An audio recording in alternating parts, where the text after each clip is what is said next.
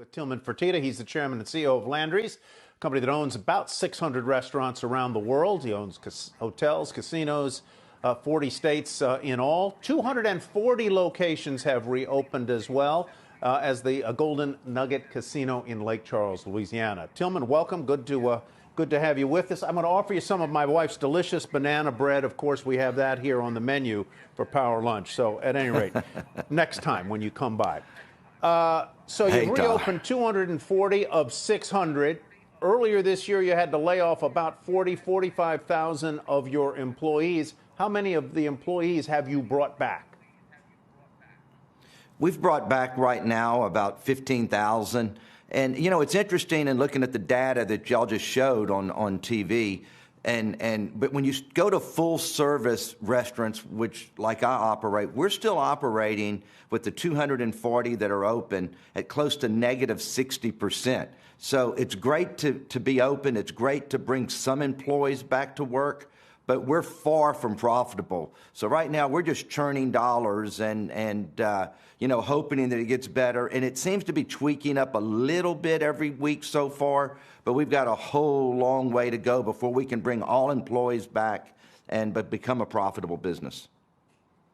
And so you're operating at a loss, a margin of negative 60%, because I assume in the open locations you are social distancing and doing lots of crowd control. Tell me what it's like in those locations, which are in, I assume, places like Texas, Tennessee, some of the states that have reopened more aggressively. Right. It's not just a social distancing. Believe it or not, that hasn't been as big an issue as is that 15 to 20% of America is unemployed, 15 to 20% is scared of losing their job or holding on to their money, and 15 to 20% are just damn scared of going out in public yet. So believe it or not, opening up at 25%, and now we're going to 50% in Texas this Friday, I don't think it's going to have a huge impact on business. My operators are telling me that we're really not turning away the business at this point. It's just the business isn't there. Yeah, for those reasons that you just cited, which is fear of job loss, fear of going out, and some people who have lost their jobs, obviously they're not going to a sit-down restaurant. You met yesterday at the White House with the President, Secretary Mnuchin. One of the topics on the table was the PPP program, which had been intended basically for smaller businesses. And you made the case that, as I read, that perhaps in some future format, a PPP-like program ought to be available to larger companies, larger chains like yours. How was that received by Secretary Mnuchin and the President? Well, I think they understand it totally, and what happened is that the White House and Mnuchin were so smart at what they did. They said, we've got to have a vehicle to get the money to the people. So let's use the SBA and then get those banks to certify it. And it's nothing but a mechanism to get money to employees instead of the unemployment line. But what happened was this narrative of, oh, big companies taking it from little companies. But there's enough money there for everybody. And there's so many companies that got it. First off, only 9% of the restaurants are who have gotten it so far. It's construction companies, it's law firms, it's everybody out there. But the public companies caught all the grief because they had to have public filings. I don't have to file anything publicly. I'm a private company, but I still at the same time wanted the little companies to get it first because I knew that I had enough liquidity to go for a while. But then it gets to the fact is, why are my employees, I would love to bring them all back on May 1st and put them all to work instead of only that portion. And because you work for Landry's and you work for Tilman Fertitta, you don't get to come back to work. That's really unfair because I'm not getting the money. The people at the corporate office aren't getting the money. It is strictly for Landry's employees of all of our different concepts. And my people deserve to be treated just as good as everybody else. I hear your point there, but as I understood it, the initial PPP was partly targeted to those small businesses because they did not have the kind of access to credit that you, as a large chain operator of many chains, would have.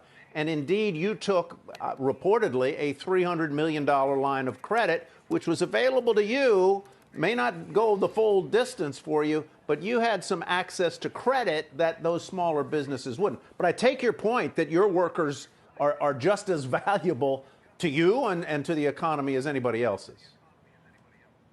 That's a good point, Tyler, but the other side of it is that $300 million that I borrowed just keeps me going further. But my payroll is $150 million a month, and which is $1.5 billion a year. And the point is that, so now we're going to evaluate every company and who can get credit. Well, I had a Houston restaurateur in my office this week who has 4 restaurants, and he has a multimillionaire as his partner that's not the face of the business, okay? And so, but everybody took it, and just because you have a whole high-profile owner or you're a public company, our employees shouldn't be treated any differently. It's all for the employees, and that's all that matters. And what's the difference if the government money is coming from the PPP or something like it, or if it's coming from the Texas unemployment or any state's unemployment? Government money is government money, but let us put them back to work. They don't want to sit at home. Put them back to work. Tilman, it's Kelly here back in the studio, and I have kind of a related question because I was listening to Governor Cuomo this morning give his update about the situation in New York, and he's been pushing this America First, I think he calls it his Americans First law, which he says would refuse subsidies for any corporation that lays off employees and doesn't hire back the same number of employees that it had pre-pandemic.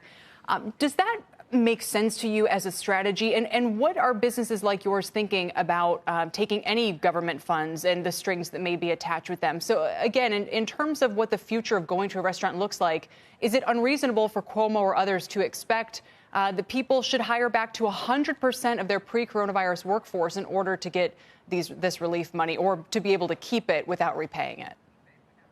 Okay, first off, you know, I'm a fan of Mr. Cuomo's. And I think he's done a great job. But now he's in an area that he doesn't belong in. And he knows nothing about running businesses.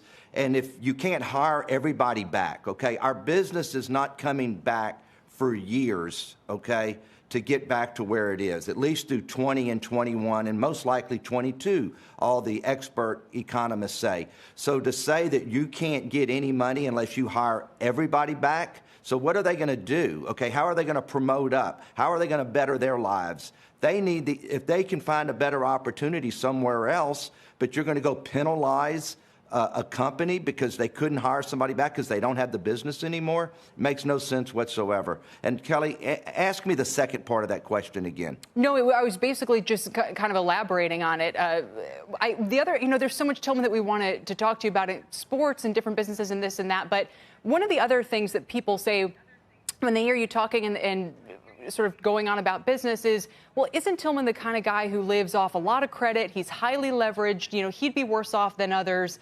Talk a little bit about some of the business choices that you've made and whether you regret the debt and different choices have gotten you to this point. If you think that sets you apart from anybody else out there who is in these similar situations.